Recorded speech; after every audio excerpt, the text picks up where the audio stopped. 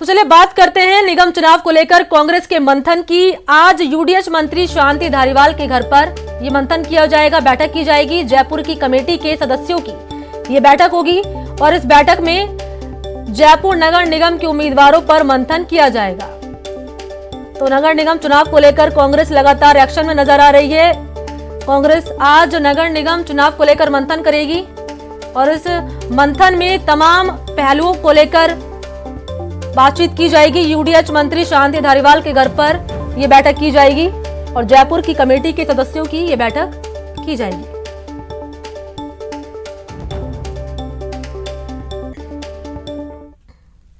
चलिए अब शुरू करते हैं सुपरफास्ट खबरों का सिलसिला। प्रदेश के किसानों को लेकर गहलोत सरकार ने बड़ा फैसला किया है। केंद्रीय कृषि कानून को दरकिनार कर गहलोत सरकार प्रदेश के किसानों के लिए नया कानून लेकर आएगी। बैठक में केंद्रीय कृषि कानून को बाईपास करके उनकी जगह विधेयक लाकर राज्य के कानून लागू करने का फैसला हुआ। मंत्रिपरिषद की बैठक में सभी मंत्रियों ने एक सुर में इस पर सहमति जताई है।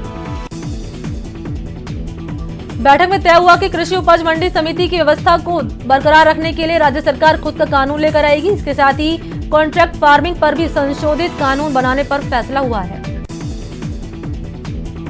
गहलोत सरकार ने प्रदेश के किसानों के हित को ध्यान में रखते हुए मंडी शुल्क और कृषि कल्याण शुल्क माफ करने के प्रस्ताव को मंजूरी दी।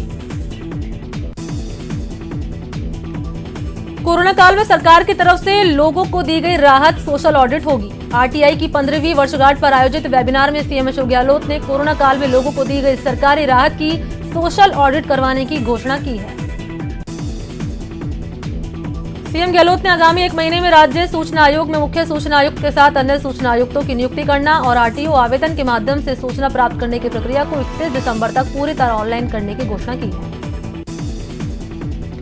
कांग्रेस ने निगम चुनाव के लिए 6 निगम में 3 कमेटियों का गठन किया है। जयपुर में पीसीसी ऑफिस में हुई बैठक में इन कमेटियों का गठन हुआ। बैठक की अध्यक्षता पीसीसी चीफ गोविंद सिंह डोटासरा ने की। कांग्रेस ने निकाय चुनाव के लिए 3 ऑर्गेनाइजिंग कमेटियों का गठन किया। साथ ही निकाय चुनाव के लिए एक एआईसीसी कोऑर्डिनेटर और 3 ऑब्जर्वर भी नियुक्त किए।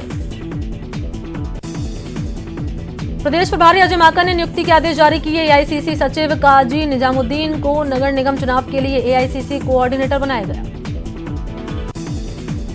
नगर निगम चुनाव के तीनों ऑर्गेनाइजिंग कमेटियों में 3 एआईसीसी के सचिव को ऑब्जर्वर लगाया गया। जयपुर में तरुण कुमार, कोटा में सोनल पटेल, जोधपुर में बीपी सिंह को एआईसीसी ऑब्जर्वर की जिम्मेदारी दी गई।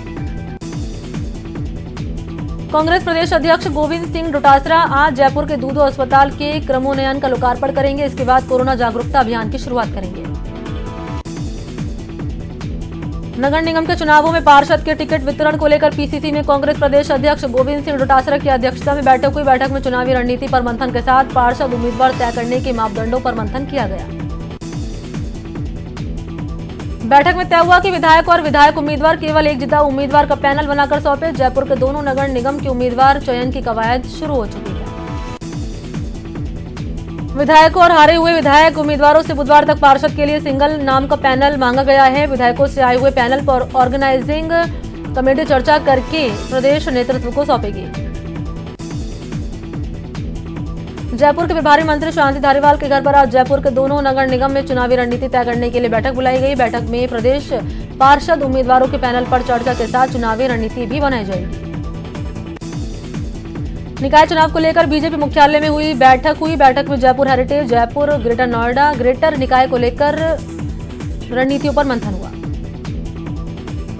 बीजेपी प्रदेश अध्यक्ष सतीश पूनिया ने करौली मामले पर सीएम के बयान पर पलटवार किया। सतीश पूनिया ने कहा कि मुख्यमंत्री का बयान दुर्भाग्यपूर्ण है। पूनिया ने कहा कि सरकार अपनी प्रशासनिक विफलता को छुपाने के लिए बयानबाजी कर रही है। प्रदेश में फिलहाल फीस वसूली पर रोक जारी रहेगी। फीस वसूली को लेकर हाईकोर्ट में सोमवार को सुनवाई हुई, जिसमें कोर्ट ने सरकार की कार्यशैली पर नाराजगी जताई। कोर्ट ने कहा कि प्रदेश में फीस रेगुलेशन एक्ट का पालन नहीं हो रहा। हाथरस समेत बीजेपी शासित राज्यों में महिलाओं के साथ हो रहे दुष्कर्म, छेड़छाड़, हत्या जैसी घटना को लेकर तमाम पार्टियां मुखर हैं। कांग्रेस कमेटी के आह्वान पर देशव्यापी speak up for women safety कार्यक्रम चलाया जा रहा है।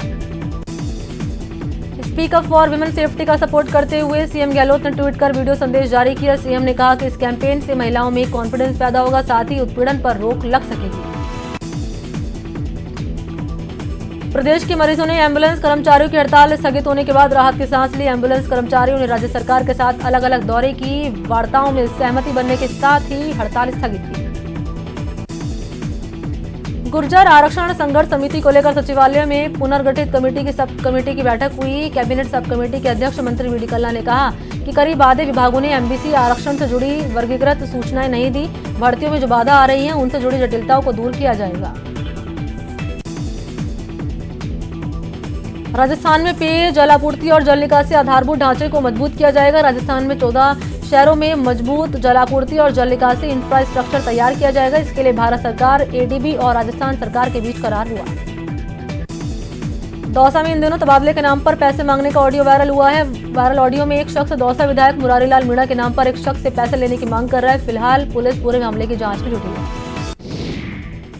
रक्षा मंत्री राजनाथ सिंह ने वीडियो कॉन्फ्रेंसिंग के जरिए 44 पुलों का उद्घाटन किया। ये पहली बार है जब एक साथ इतने ब्रिज देश के नाम किए गए। इस मौके पर राजनाथ सिंह ने कहा कि पाकिस्तान के बाद अब चीन भी सीमा विवाद जारी रखने पर आमादा है। त्योहारी सीजन में पहले केंद्र सरकार ने अर्थव्यवस्था में मांग को बढ़ाने के लिए महत्वपूर्ण ऐलान किया। इसके तहत केंद्र सरकार अर्थव्यवस्था में तेजी लाने के लिए अपने सभी कर्मचारियों को 10,000 रुपए एडवांस में देगी। निर्मला सीतारमण ने कहा कि केंद्र का प्रस्ताव कानून के दायरे में है, लेकिन अगर कुछ राज्यों को मंजूर नहीं है तो फिर आगे देखते हैं क्या समाधान निकलता है। केंद्र के प्रस्ताव का विरोध करने वाले राज्यों में दिल्ली, केरल, पश्चिम बंगाल, तेलंगाना, छत्तीसगढ़, तमिलनाडु शामिल है। जीएसटी मुआवजे के विवाद को हल करने को लेकर सोमवार को जीएसटी काउंसिल की बैठक हुई। बैठक के बाद केंद्रीय वित्त मंत्री निर्मला सीतारमण ने कहा कि जिस मुद्दे को लेकर बैठक हुई है उस पर आम सहमति नहीं बन पाई। प्रधानमंत्री नरेंद्र मोदी ने ट्वीट कर लिखा कि वित्त मंत्री निर्मला सीतारमण द्वारा सोमवार को की गई घोषणाएं समय से उठाए गए कदम है और उनमें अर्थव्यवस्था में मांग को बढ़ावा मिलेगा। नीट का रिजल्ट अब 16 अक्टूबर को आएगा। सुप्रीम कोर्ट ने सोमवार को सुनवाई करते हुए 13 सितंबर को हुई परीक्षा में शामिल नहीं हो पाए कैंडिडेट्स के लिए 14 अक्टूबर को दोबारा नीट आयोजित करने की अनुमति दी। हाथरस गैंगरेप कांड को लेकर सोमवार को इलाहाबाद हाईकोर्ट की लखनऊ बेंच में सुनवाई हुई। 2 जजों की बेंच के सामने पीड़िता के परिवार ने अपना पक्ष रखा। साथ ही उत्तर प्रदेश सरकार की ओर से भी कई अधिकारी अदालत में मौजूद रहे। अब अगली सुनवाई 2 नवंबर को होगी। कोर्ट ने ADG law and order Prashant Kumar से कहा कि अगर आपकी बेटी होती तो क्या बिना देखे अंतिम संस्कार होने देते। ADG law and order court के इस सवाल पर चुप हो गए। उनके पास इस सवाल का कोई जवाब नहीं था। लखनऊ में अदालत की कार्रवाई में शामिल होकर पीड़ित परिवार देर रात वापस हाथरस पहुंचा। पुलिस की कड़ी सुरक्षा के बीच रात 11 बजे के करीब पीड़ित परिवार वापस अपने गांव पहुंचा। पीड़ित परिवार ने कहा कि इस मामले में जब तक उन्हें न्याय नहीं मिलता वो पीड़िता की अस्थियां विसर्जित नहीं करेंगे। इससे पहले जब हाथरस प्रशासन ने देर रात पीड़िता के शव को जला दिया था तो इससे नाराज पीड़ित परिवार ने काफी समय तक चिता से पीड़िता की अस्थियां नहीं उठाई थी। कांग्रेस पार्टी छोड़ने के कुछ घंटे बाद ही तमिल की मशहूर एक्ट्रेस खुशबू सुंदर बीजेपी में शामिल हो गई। बीजेपी के राष्ट्रीय महासचिव सीटी रवि ने उन्हें पार्टी में शामिल किया। तमिलनाडु के मुख्यमंत्री ई पलानीस्वामी की माता का निधन हो गया है। हरियाणा के हिसार जिले में बारवाला रोड स्थित बाल सुधार गृह में बंद कैदियों में 16 बाल कैदी अधिकारियों को घायल कर वहां से फरार हो गए। सूचना मिलने पर हिसार पुलिस और एसपी मौके पर पहुंचे और मामले की जांच शुरू की। माता वैष्णो देवी दर्शन के लिए श्रद्धालुओं की संख्या 15 अक्टूबर से 7,000 हो जाएगी। अनलॉक 5 की गाइडलाइन के तहत श्री माता वैष्णो देवी श्राइन बोर्ड ने प्रदेश कार्यकारी समिति से अनुमति लेकर व्यवस्था शुरू करने की तैयारी कर ली है। लंबे इंतजार के बाद आज से अक्षरधाम मंदिर के दरवाजे खुले जा रहे हैं। कोरोना वायरस के संक्रमण को ध्यान में रखते हुए 24 मार्च को घोषित किए गए देशव्यापी लॉकडाउन के बाद अक्षरधाम मंदिर के दरवाजे श्रद्धालुओं के लिए पहली बार खुलेंगे। यूपी के मथुरा में श्री कृष्ण जन्मभूमि परिसर का मामला एक बार फिर अदालत पहुंचा। सोमवार को श्री कृष्ण विराजमान की ओर से जिला अदालत में केस दायर किया गया। इनमें 13.37 एकड़ जमीन पर दावा करते हुए मालिकाना हक मांगा गया है। प्रदेश में नवगठित 6 नगर निगम के लिए लागू आचार संहिता के बीच राज्य सरकार ने ब्यूरोक्रेसी में बड़ा बदलाव किया। राज्य सरकार ने राज्य प्रशासनिक सेवा के 20 अफसरों के तबादले कर दिए। सरकार ने कई जिलों में खाली चल रहे उपखंड अधिकारियों के पदों पर नियुक्ति दे दी। लंबे समय से खाली चल रहे थे पद, करीब 12 एसडीएम बदल दिए गए हैं। कार्मिक विभाग ने इससे आधिकारिक आदेश जारी कर दिए हैं। बीकानेर के नगर पालिका चुनाव आज लॉटरी निकाली जाएगी। कलेक्ट्रेट सभागार में ये लॉटरी निकाली जाएगी। पूर्व मंत्री मदन दिलावर सोमवार को अलवर दौरे पर रहे, जहां उन्होंने कांग्रेस पर हमला बोलते हुए कहा कि कांग्रेस चोर लुटेरे को संरक्षण देने वाली सरकार है। सीकर में खेल मंत्री अशोक चांदना के जन्मदिन की पूर्व संध्या पर खेल प्रतियोगिता का आयोजन किया गया। प्रतियोगिताओं का शुभारंभ सीकर जिला वॉलीबॉल संघ के अध्यक्ष पूर्व जिलाधिकारी ईश्वर सिंह ने किया। त्योहारी सीजन में मिलावटखोरों पर नकेल कसने के लिए प्रदेश भर में सोमवार से 16 अक्टूबर तक शुद्ध के लिए युद्ध अभियान शुरू हो गया। इस अभियान के तहत मावे की विशेष रूप से जांच की जाएगी। बीकानेर में शुद्ध के लिए युद्ध अभियान के तहत मिलावटखोरों के खिलाफ कार्रवाई जारी है। सीएमएचओ बीएल मीणा की अगुवाई में स्वास्थ्य विभाग की टीम ने मिठाई की दुकानों का औचक निरीक्षण किया और कई उत्पादों के सैंपल लिए। देश में पिछले 24 घंटे में 67,789 नए कोरोना केस सामने आए, जिसके बाद कुल मरीज का आंकड़ा 71 लाख के पार हो गया है। वहीं पिछले 24 घंटे में कोरोना से 813 लोगों की मौत हो गई, जिसके बाद कोरोना से मौत का आंकड़ा 1,09,000 के पार हो गया। हालांकि पिछले 24 घंटे में 71,564 मरीज ठीक भी हुए, जिसके बाद ठीक हुए मरीज का आंकड़ा 61,46,000 हो गया। मरुधरा में भी कोरोना की रफ्तार जारी है। पिछले 24 घंटे में प्रदेश में 2,132 नए केस सामने आए, जिसके बाद प्रदेश में संक्रमित का आंकड़ा 1,61,000 के पार हो गया। पिछले 24 घंटे में राजस्थान में कोरोना से 15 लोगों की मौत हुई, जिसके बाद प्रदेश में कोरोना से मौत का आंकड़ा 1,665 हो गया।